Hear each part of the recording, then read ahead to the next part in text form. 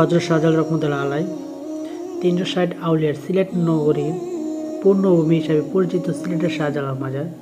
সিলেটের মাটিতে যেসব পীর দরবেশ সাহিত্য আছেন এদের মধ্যে অন্যতম হযরত শাহজালাল রহমতুল্লাহ আলাইহ।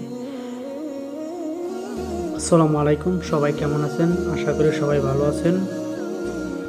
আজকে হযরত শাহজালাল রহমতুল্লাহ আলাইহ ওনার মাজার সম্পর্কে কিছু তথ্য তুলে ধরার চেষ্টা করব।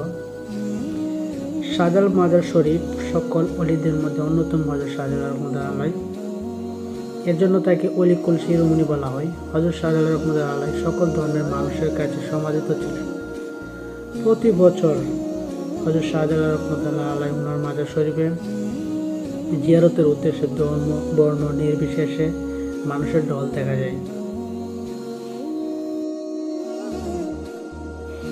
এই হইল হযরত শাহজালাল রহমতুল্লাহ আলাইহের মাজারের দরগা গেট। এই দরগা গেটে আর এখানে প্রতি বছর বিভিন্ন ধর্মের মানুষ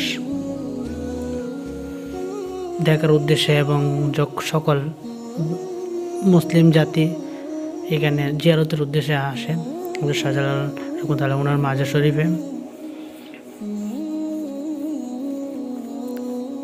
আসলে আমার আসাতে খুবই ভালো লাগলো, এই হযরত শাহজালাল রহমতুল্লাহ খুবই ভালো লাগলো। সবচেয়ে মজার বিষয় হলো হযরত শাহজালাল রহমতুল্লাহ ওনার কবুতরগুলা দেখতে খুবই চমৎকার।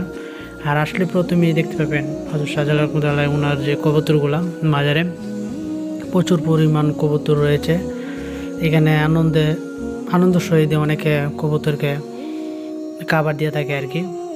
এগুলো হযরত শাহজালাল রহমতুল্লাহ ওনার পুরনো ডেক বলা হয় আর কি, পুরনো ডেকগুলো। আর এখানে মাজার শরীফে সকল রান্না বান্না করা হয়। এগুলো হযরত শাহজালাল রহমতুল্লাহ ওনার যে কবুতরগুলা দেখার মতন দৃশ্য। কবুতরগুলা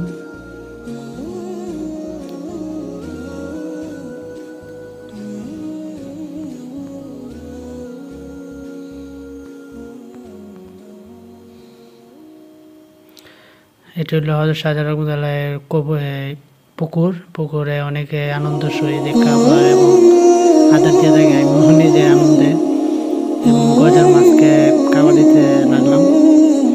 প্রতি খাবারের প্লেট 20 টাকা 30 টাকা এরকম বিক্রি হয় আর কি। আপনারা চাইলে আসলে এই মাজার শরীফে মাছকে খাবার দিতে পারবেন। আর এটা হলো হযরত শাহজালাল